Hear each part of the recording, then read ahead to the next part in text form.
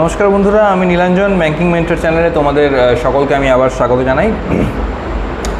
তো তোমরা সকলেই জানো যে এখন আরআরবি পিও এক্সাম স্টার্ট হয়ে গেছে, এক্সাম সিজন চলছে এবং বছরের প্রথম এক্সাম দিয়ে আমরা স্টার্ট করে ফেলেছি অলরেডি আমাদের ব্যাংকিং জার্নি।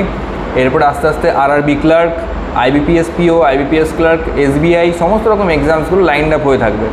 তো তোমরা কিন্তু এখন দম ফেলার অবকাশ পাবে না, একদম ব্যাক টু ব্যাক এক্সাম কিন্তু লাইনড আপ হয়ে থাকবে। তাই অল দ্য ভেরি বেস্ট প্রত্যেকটা ক্যান্ডিডেটকে। আজকে যারা যারা অ্যাটেম্প্ট নিয়েছিলে পরীক্ষা, যারা আজকে দিয়ে আসলে, কারোর পরীক্ষা ভালো হয়েছে, কারোর মন্দ হয়েছে, কারোর অ্যাভারেজ হয়েছে, কারোর অ্যাটেম্প্ট কম বেশি হয়েছে দেখতে পেলাম। অনেকেই বলছো সেকেন্ড শিফটে নাকি ম্যাথস অনেক ক্যালকুলেটিভ এসেছিলো, থার্ড শিফটেও অনেকে বলছো ম্যাথস ক্যালকুলেটিভ এসেছিলো, ডিফিকাল্ট এসেছিলো। তার মধ্যে হচ্ছে সেকশনাল টাইম ইন্ট্রোডিউসড হয়েছে এইবারে। তো এই নিয়ে কিছু কথা বলবো শুরুতে। ভিডিও থাম্বনেল দেখে তোমরা বুঝতে পারছো আজকে টপিকটা একটু আলাদা, বাট আগে এই টপিকটা নিয়ে কথা বলাটা একটু দরকার বলে আমার মনে হয়। তো যেহেতু সেকশনাল টাইমিং এবারে ইন্ট্রোডিউসড হয়েছে, আমার যেটা পার্সোনালি মনে হয় যে 25 মিনিটস আর 20 মিনিটসের এই যে ডিফারেন্সটা করেছে, মানে এই যে ডিভিশনটা করেছে, রিজনিংয়ে 25 এবং কোয়ান্টসে 20 মিনিটস। তো আমার যেটা মনে হয় যে এই অ্যাঙ্গেল থেকে বিচার করলে জিনিসটা একটু অসামঞ্জস্যতা রাখছে, কারণ হচ্ছে কোয়ান্টসে টাইমটা একটু বেশি কম দেওয়া হয়েছে। এবার এটা সবথেকে বড় ইম্প্যাক্ট আমরা হয়তো আরআরবি ক্লার্ক এক্সামে দেখতে পাবো, কারণ যেখানে 80 আউট অফ 80 একটা অ্যাটেম্পটের তাড়না ছিল লাস্ট ইয়ার পর্যন্ত কম্পোজিট টাইমিংয়ের আন্ডারে, এখন কিন্তু সেটা অনেক বেশি তোমার হচ্ছে কমে যাবে বলে আমার বিশ্বাস। কারণ সবথেকে বড় কথা যেটা, যে আগে আমাদের কাছে একটা, আমি যখন নিজে মক্স দিতাম তখন আমি দেখতাম যে রিজনিং পেপারটা ন্যাচারালি একটু ইজি আসতো কোয়ান্টসের তুলনায়। এবং আমি যেটা দেখেছিলাম যে কোয়ান্টসের ক্ষেত্রে টাইমটা অনেকটা বেশি লাগতো, কোয়ান্টসের ক্ষেত্রে সত্যি অনেকটা বেশি টাইম লাগতো। 22 মিনিট 21 মিনিট মতন লেগেই যেত প্রায়, কখনো 23 মিনিটও লাগতো। কিন্তু রিজনিং ন্যাচারালি 18 থেকে 19 মিনিটের ভেতরেই শেষ হয়ে যেত। তো সেখানে যখন 25 মিনিট বেশি টাইমটা রিজনিংকে দেওয়া হয়েছে, 20 মিনিটস কোয়ান্টসকে অনেকটাই কম টাইম দেওয়া হয়েছে। তাই 20 মিনিটসে 40 আউট অফ 40 অ্যাটেম্প্ট করাটা, আমি বলছি না ইম্পসিবল, কিন্তু অনেকটাই বেশি ডিফিকাল্ট হয়ে যাবে। কারণ শিফট যদি একটু স্লাইটলি মডারেট হয়ে যায়, তো তখন কিন্তু অত হাই অ্যাটেম্পটস কিন্তু হবে না। তো হয়তো কোথাও কোনো একটা জায়গায় বিগত বছরের তুলনায় কাট অফ একটু ড্রপ হতে পারে, স্পেশালি এই বছর, কারণ সেকশনাল টাইমিং এই বছর প্রথম ইন্ট্রোডিউসড হয়েছে। তাই একটা বিরাট বড় ব্যাপার। আরআরবি এক্সামে আগে কখনো সেকশনাল টাইমিং ছিল না, অন্তত আমি দেখিনি। তো যাই হোক, তোমরা এই জিনিসটাকে মাথায় রেখেই ভালো করে এক্সাম দাও, এবং এটাও মাথায় রাখো যে এর ইম্প্যাক্ট সবার ওপর পড়বে। যারা সেকশনাল টাইমিং নিয়ে বেশি প্রেশার নিচ্ছ তাদেরকে বলবো, এটা তোমার একার জন্য হয়নি, এটা সবার জন্য হয়েছে, সবাই এটাকে ফেস করছে, সো ডোন্ট ওয়ারি। আর এক্সাম যেমন হয়েছে, যা হয়েছে সেটা হয়ে গেছে। সবার আগে বলবো যেটা হয়ে গেছে সেটা হয়ে গেছে। যার ভালো গেছে তার ভালো গেছে, যার মডারেট গেছে তার মডারেট গেছে, যার একটু কম অ্যাটেম্প্ট গেছে তার কম গেছে, নো প্রবলেম অ্যাট অল। সামনে তোমার আরও এক্সাম আছে, আরও অপরচুনিটি আছে। যে অপরচুনিটিটা হাত থেকে বেরিয়ে গেছে সেটাকে নিয়ে ভাবনা চিন্তা করে সময় নষ্ট করার থেকে যেটা হাতে আছে সেটাকে নিয়ে ভাবনা চিন্তা করব। যাদের এক্সাম ভালো হয়েছে তাদের ক্ষেত্রে বলবো ওভারওয়েলমড হবে না। ওভারওয়েলমড হয়ে গিয়ে কখনোই পরের যে এক্সামটা আছে, পরের যে অপরচুনিটিটা আছে সেটাকে হালকা করে নেবে না। কারণ হচ্ছে এটা শুধুমাত্র প্রিলিমস তোমার ভালো গেছে, জরুরি নয় যে প্রিলিমস পাস করলে মেন্সটাও তোমার ভালো হবেই একসঙ্গে, তারপর আবার ইন্টারভিউ আছে। তো অ্যাজ আ হোল পুরো এক্সাম প্রসেসটাকে অ্যাজ আ হোল আমাকে ভাবতে হবে, নাকি শুধু প্রিলিমস, নাকি শুধু মেন্স, নাকি শুধু ইন্টারভিউ। প্রিলিমস, মেন্স, ইন্টারভিউ একসঙ্গে ভাবতে হবে, কারণ এই তিনটেকে কম্বাইন্ড করলে হবে ফাইনাল সিলেকশন। ওকে, তো এই ফ্যাক্টরসগুলো কিন্তু অনেকটা বড় রোল প্লে করে। তাই আমাকে এগুলো ভেবে চলতে হবে, আমাদের সকলকে এগুলো ভেবে চলতে হবে।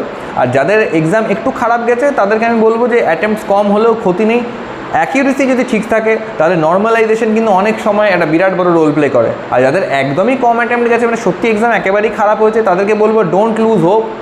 নিজের খারাপ জায়গাটা, নিজের দুর্বলতার জায়গাটাকে ফাইন্ড আউট করো, এবং তারপর তোমরা চেষ্টা করো কী করে সেটাকে ইমপ্রুভ করতে পারো। ওকে, তো এই গেল একটা নর্মাল কথা যেটা আমার মনে হলো বলাটা দরকার। আর এরপর যেটা আসল টপিক সেটাতে ফিরে আসবো, সেটা হচ্ছে অনেকেই তোমরা বলছো টেলিগ্রাম গ্রুপে এসে আমাকে জিজ্ঞাসা করছো, ইউটিউব কমেন্ট সেকশনে জিজ্ঞেস করছো যে দাদা আমি তো আর্টসের স্টুডেন্ট, আমার ম্যাথস তো খুব স্ট্রং নয়, আমি কি ব্যাঙ্কিংয়ের এক্সাম পারবো? আমার কি ব্যাঙ্ক এক্সামের জন্য প্রিপারেশন করা উচিত? এই একটা প্রশ্ন আমি কিন্তু তোমাদের মধ্যে থেকে বারবার লক্ষ্য করছি। সবার আগে আমি একটা জিনিস বলবো, বা অনেকে এটাও বলছো যে ইঞ্জিনিয়ারিং স্টুডেন্টসদের নাকি ব্যাঙ্কিংয়ে সিলেকশনের চান্সেস অনেক বেশি থাকে, তো ওদের একটা অ্যাডভান্টেজ থাকে এই ওই সেই এরকম অনেক ক্ষেত্রেই তোমরা বলছো। আর আমি এটা বলবো না যেটা মিথ্যা কথা, এটা একদমই সত্যি কথা যে ইঞ্জিনিয়ারিং স্টুডেন্টসদের কিন্তু একটা অ্যাডভান্টেজ তারা পায় ব্যাঙ্কিং এক্সামে, তারা কিন্তু একটা এজ পায়। কেন পায়? যেহেতু তাদের পড়াশোনাটা পুরোটাই মানে একদম গ্র্যাজুয়েশন লেভেল অবধি অনেক পিক লেভেল পড়াশোনা তারা করে থাকে। আমি বলছি না যে নর্মাল আর্টসের স্টুডেন্টরা বা নর্মাল গ্র্যাজুয়েট যারা ব্যাকগ্রাউন্ড থেকে এসছে তারা পিক লেভেল পড়াশোনা করে না, তা আমি বলছি না।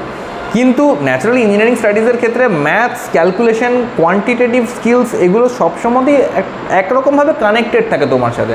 ওকে, তাই ব্যাঙ্কিং লেভেলের যে প্রিপারেশনটা সেটাকে পিক আপ করতে, সেটার লয়টাকে রিদমটাকে ধরতে বেশিক্ষণ সময় লাগে না ওদের, এইটা একটা অ্যাডভান্টেজ পায়।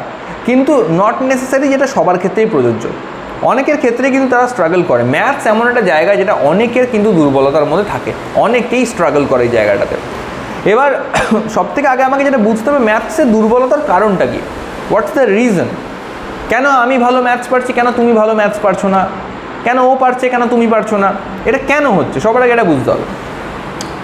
প্রথমত সিস্টেমেটিক প্যাটার্নে পড়াশোনা না করা, এটা হচ্ছে সবথেকে বড় একটা ড্রব্যাক।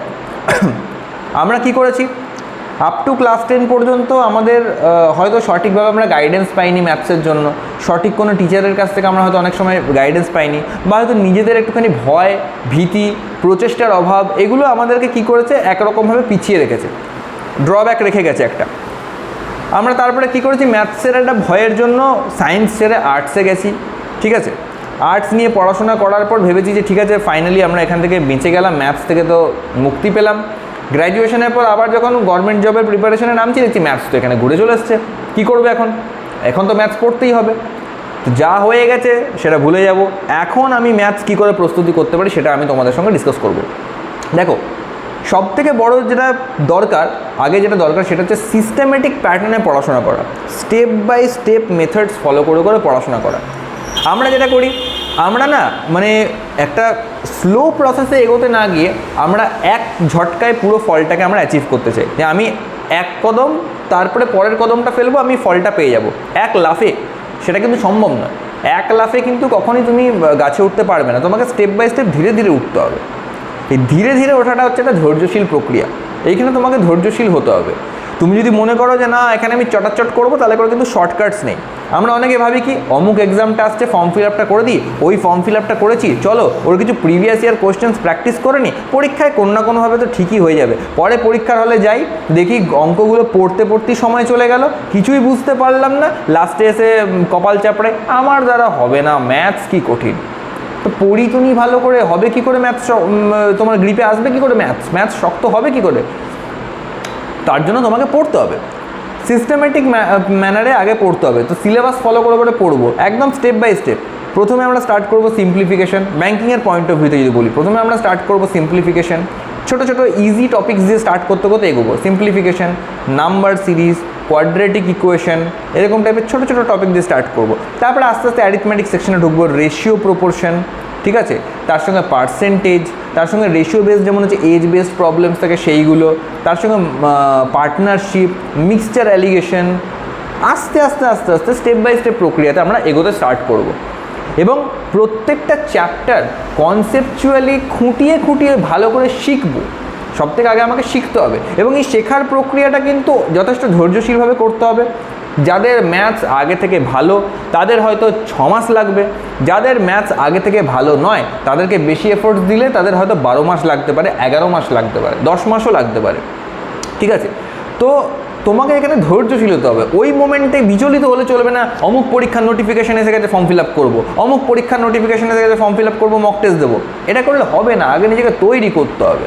তৈরি না করলে তুমি মক টেস্টে জীবনেও ভালো রেজাল্ট পাবে না, মোটিভেশন পাবে না, পড়াশোনা করার একাগ্রতাটা নষ্ট হবে, এবং আলটিমেটলি ফলাফলও পাবে না, সিলেকশনও পাবে না।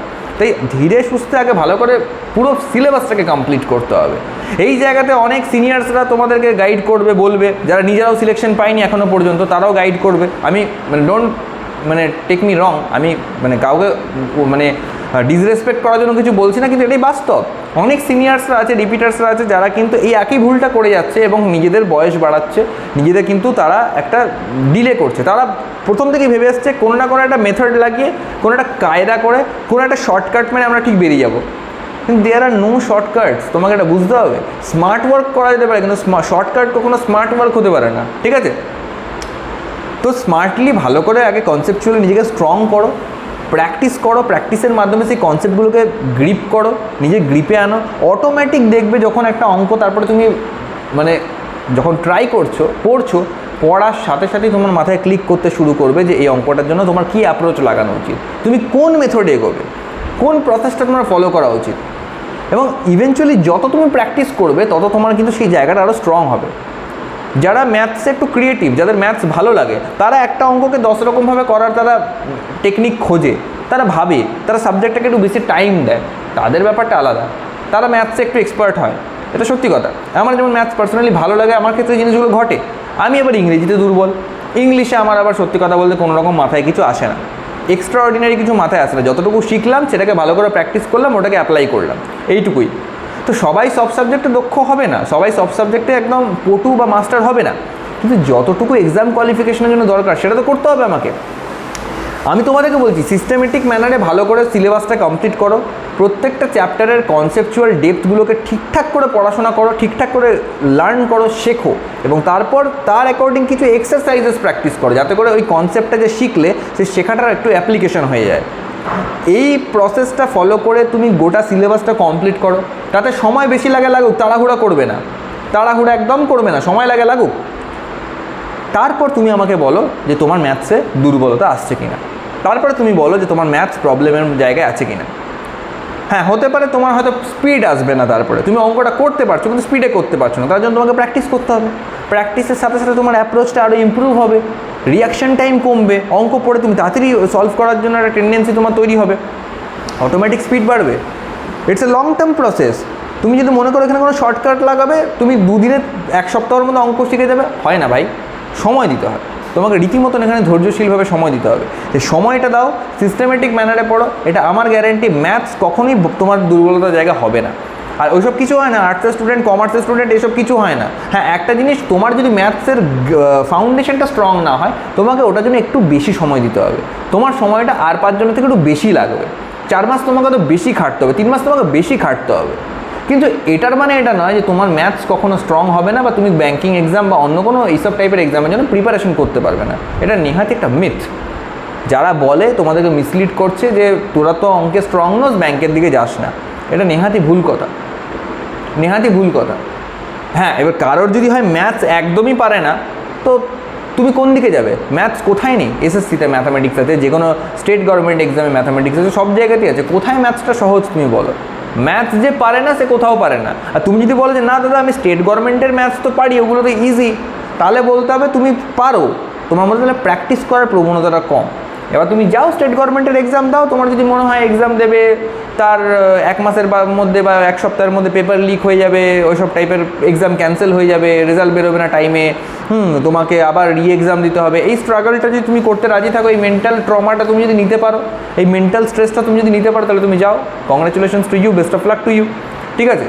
বাট আমার মতে বলে যে ব্যাঙ্কিং এক্সামের ক্ষেত্রে এটা কোনো চ্যালেঞ্জ নয়, এটা কোনো মানে ডিফিকাল্টিও নয়, ভালো করে করলে পরে অবশ্যই সম্ভব।